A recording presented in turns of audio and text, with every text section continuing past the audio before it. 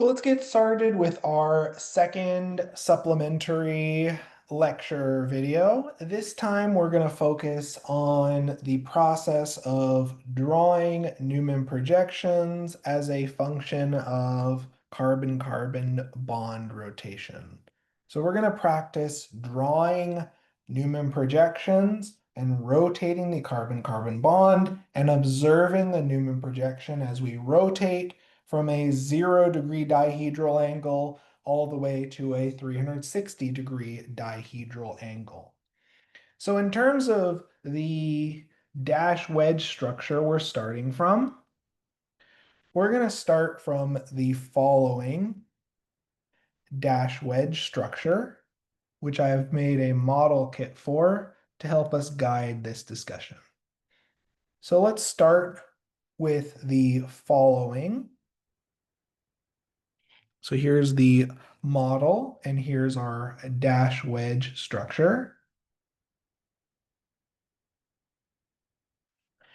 So in this case, atoms B and D are wedged, atoms C and E are dashed.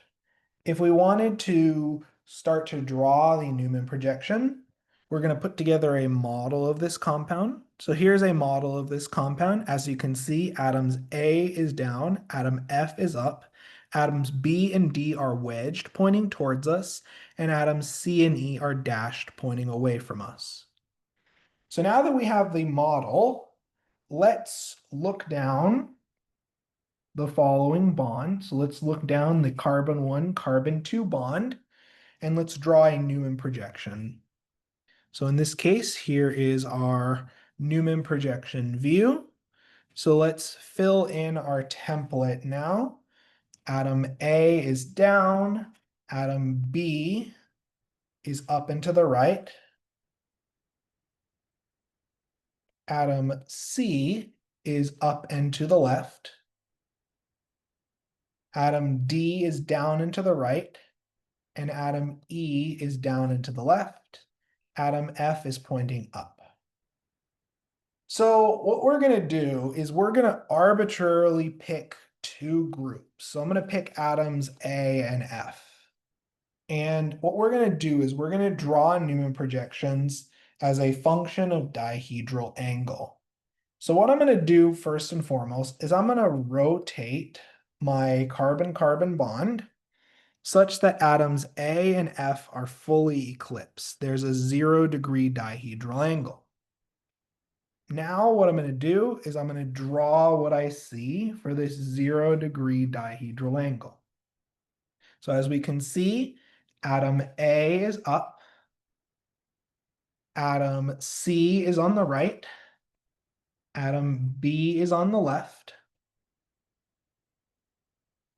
atom F is up, atom D is on the right, and atom E is on the left. So this is my 0-degree dihedral angle. Now what I'm going to do is I'm going to rotate my carbon-carbon bond in 60-degree increments. And what I'm going to do is I'm going to take my back substituents and rotate them 60 degrees. You can pick either substituent, but I find it's easier to rotate the back substituents when redrawing your Newman projection view. So now we're at the 60-degree dihedral angle. So I'm going to rotate it clockwise 60 degrees. Now, as you can see, atoms A and F have a 60-degree separating dihedral angle. So we have, oh, sorry, I need to rotate the back carbon. You can rotate the front, but I'm going to rotate the back carbon 60 degrees. So now atoms A and F have a 60-degree dihedral angle. I'm going to keep my front substituents the same. For my back substituent, atom F is now separated by a 60-degree dihedral angle from atom A. Atom D is now pointing down, and atom E is pointing up and to the left. Let's repeat this process and rotate our back substituents another 60 degrees. This gives us the 120-degree Newman projection.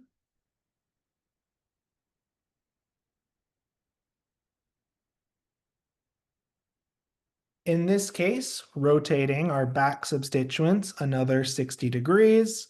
Now we have atoms A and F separated by 120 degrees, and this is another fully eclipsed conformation. So in this case, as we can see, atom E is now up, atom F is down and to the right, and atom D is down and to the left. We're then going to rotate our back substituent another 60 degrees. So let's show that. So I rotate my back substituents another 60 degrees, and this is the anti-conformation. Atoms A and F are separated by the maximum 180 dihedral angle.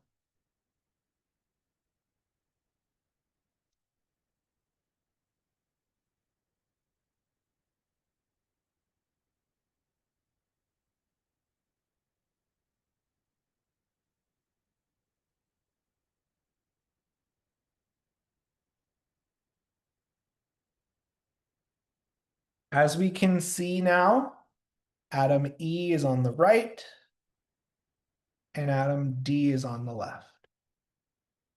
We're almost done. We just have to do a few more bond rotations.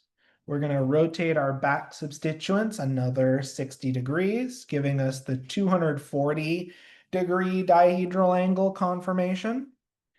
So in this case, our back substituents get rotated once again. We have another eclipsed conformation. Our front substituents are drawn in the exact same way.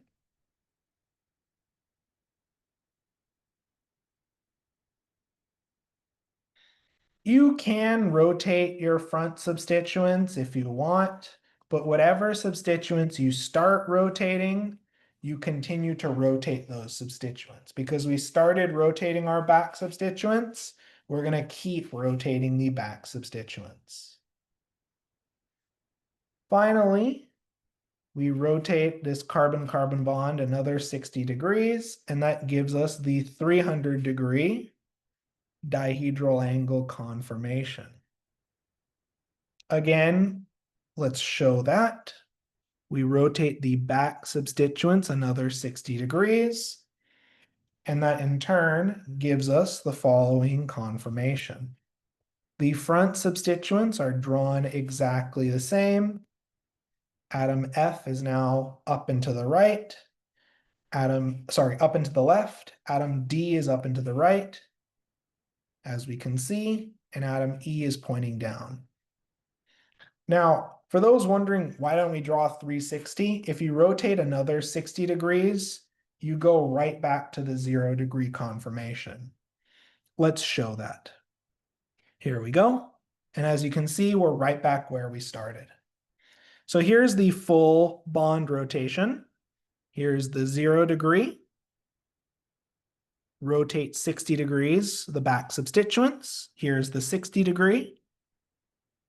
Rotate 60 degrees once again. Here's the 120-degree, as we can see by what we've drawn. Rotate your back substituents another 60 degrees. This gives us the 180-degree, or the anti-conformation. Rotate our back substituents another 60 degrees. That gives the 240-degree conformation. Rotate our back substituents another 60 degrees, and this gives us our 300-degree Newman projection, as we can see. Rotate our back substituents another 60 degrees, and that gets us right back to where we started. Okay, so we have covered a general guide on how to draw the Newman projection as you rotate your carbon-carbon bond and you look at different dihedral angles separating your substituents. Let's now put this into practice. Let's now apply what we've learned, and let's do an exercise where we calculate steric and torsional strain. So in this case, we're asked to draw the Newman projections for each molecule looking down the indicated bond. We're asked to calculate the energy for each conformation and plot energy as a function of dihedral angle. So first and foremost, what we're going to do is we're going to make a model of this structure. So let's pause the video. I'd like you to take a few moments and get out your model kit, as you probably have it out already from the first example. And let's focus on putting together a model for this compound.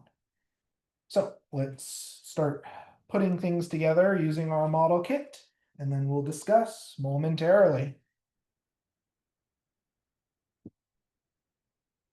So I'm in the process of putting together a model for this compound.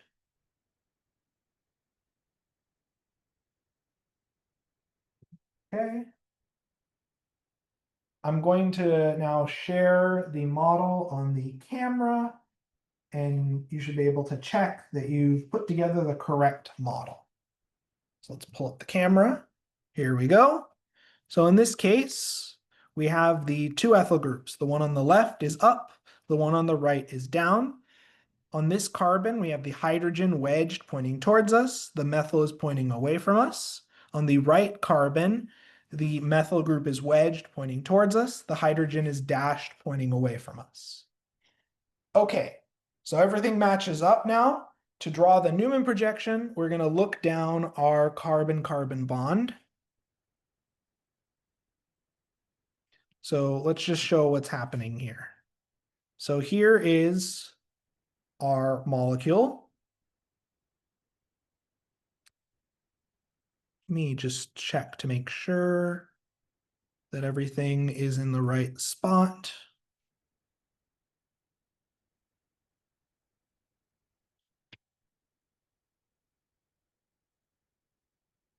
Here we go. Okay, so now what we're going to do for this particular molecule is we're going to look down carbon 1, and we're going to look down this carbon-carbon bond.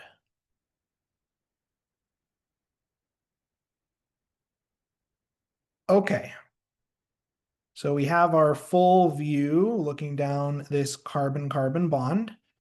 The ethyl groups are a little bit large, but nonetheless, we can still account for them. Okay, so let's draw a Newman projection. As we can see on our front carbon, the ethyl's pointing up, the hydrogen's down into the right, the methyl's down into the left. So let's draw that.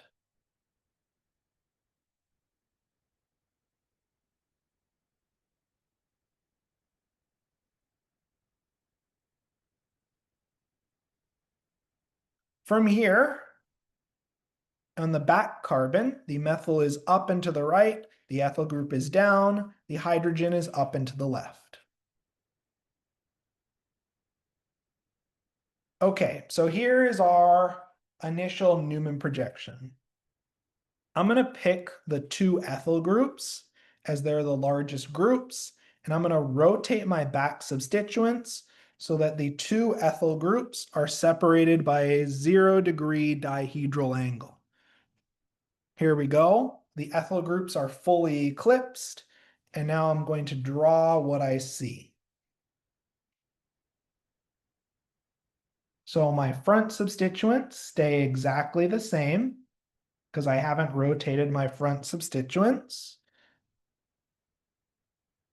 As we can see, the ethyl groups are fully eclipsed. So in the back substituent, the ethyl's pointing up, the back hydrogen is to the right, the back methyl is to the left.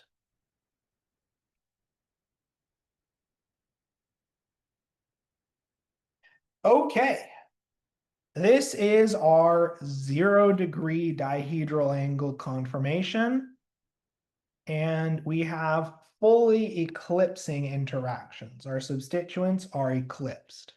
So let's take a look at the eclipsing interactions. In this case, we have an ethyl-ethyl eclipsing interaction, a hydrogen-hydrogen, and a methyl-methyl eclipsing.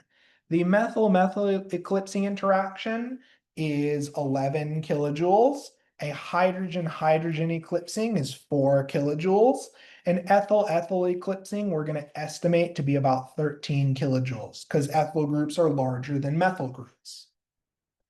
Now what we're going to do is we're going to rotate our back substituent 60 degrees, and let's draw the 60-degree dihedral angle conformation.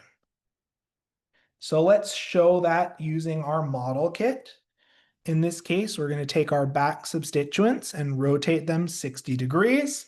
Now our two ethyl groups and our two methyl groups are now gauche to one another. As we can see, we're now in a gauche conformation. So let's just draw what we see. The ethyl group is on the right, the methyl group is on the left, the hydrogen is pointing down. We now have some gauche interactions. We have an ethyl-ethyl gauche interaction. We have a methyl-methyl gauche interaction. And that's it. There's no such thing as a hydrogen-hydrogen gauche interaction. To help you visualize this gauche interaction, as we can see, these ethyl groups take up space. So even though they're separated by a 60-degree dihedral angle, they bump into each other. Same for the methyl groups. Okay. In terms of the value of these gauche interactions, a methyl-methyl gauche interaction is about 3.8. Well, an ethyl-ethyl gauche interaction, I'd say, is around 4.2, giving us about 8 kilojoules of strain.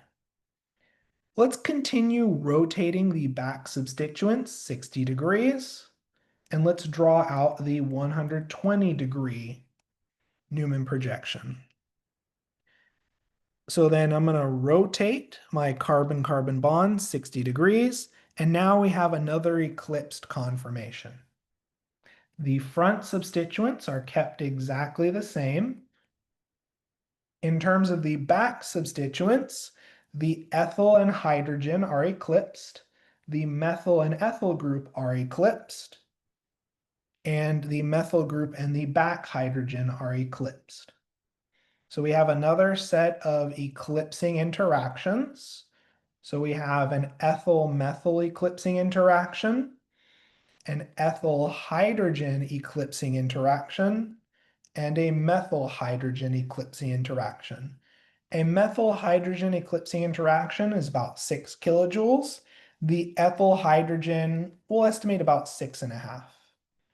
The ethyl-methyl eclipsing interaction will be somewhere around 12 kilojoules, somewhere between 11 and 13. This gives us about 24.5 kilojoules of total strain. As we notice, the 0-degree eclipsing conformation is much higher energy with about 28 kilojoules of strain, which makes sense. Larger groups are being eclipsed. Let's rotate our back substituents another 60 degrees. Like so. As we can see now, we're at the 180-degree conformation, and our largest groups, the two ethyl groups, are anti to one another. Okay, let's draw this anti-conformation, which in most cases, it's going to be the lowest energy conformation.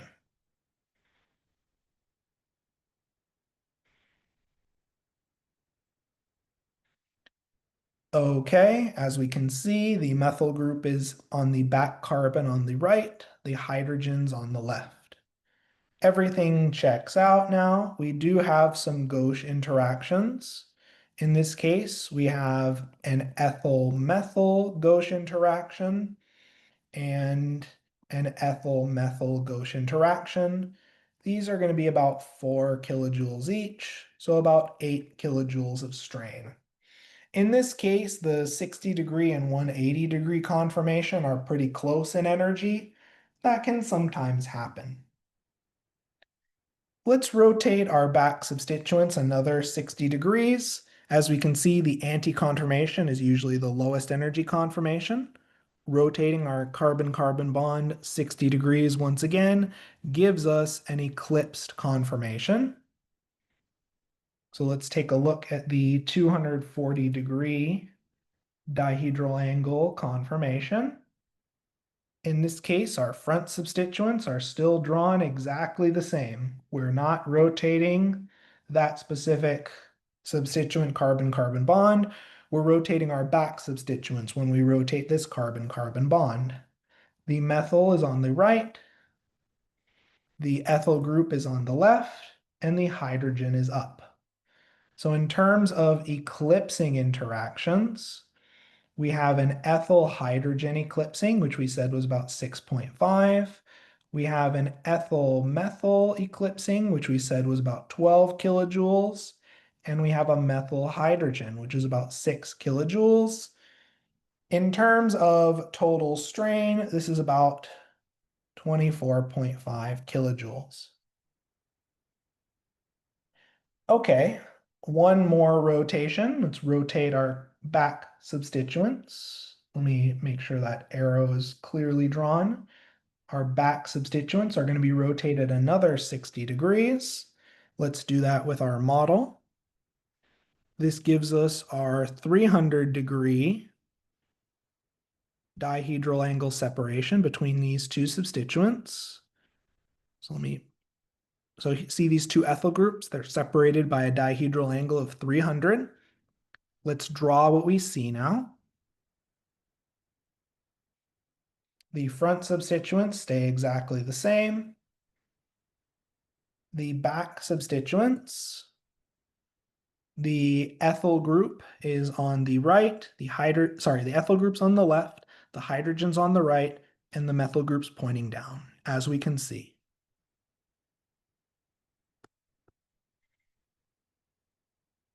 Let's just check. Yep, everything looks good. Everything's where it should be.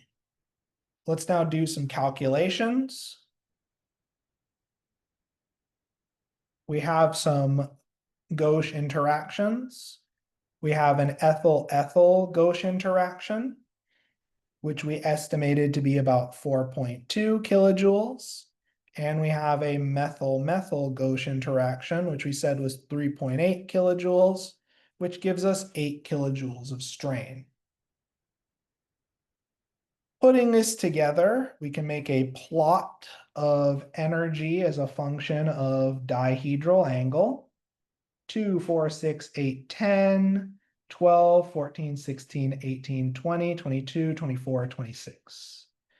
10, 12, 14, 16, 18, 20. Okay, so in terms of the 0-degree dihedral angle, we calculated to be about 28. So that's somewhere up here.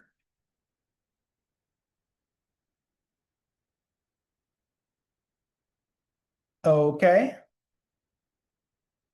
For 60 degrees, we calculated it to be around 8. So 60, 120, 180.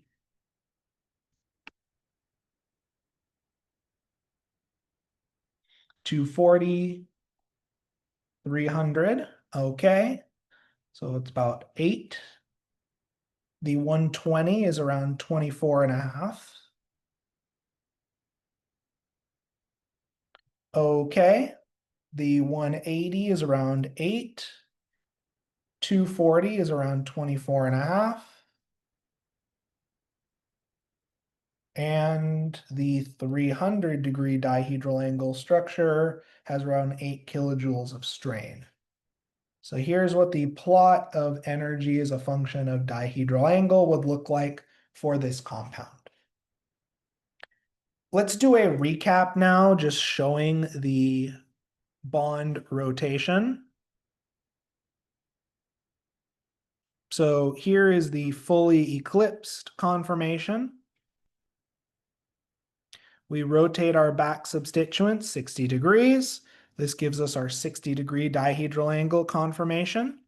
Rotating another 60 degrees gives us the 120-degree eclipsed conformation. Rotating another 60 degrees gives us the anti-conformation, where our large substituents are separated by a 180-degree dihedral angle. Rotating another 60 degrees gives us the 240-degree conformation. Rotating another 60 degrees gives us the 300-degree dihedral angle conformation. A final rotation gets us right back to our original structure. So as you can see, we've now gone through a full example where we've drawn out the Newman projections for each conformation, and we calculated energy as a function of dihedral angle. This concludes this supplementary lecture discussing Chapter 3.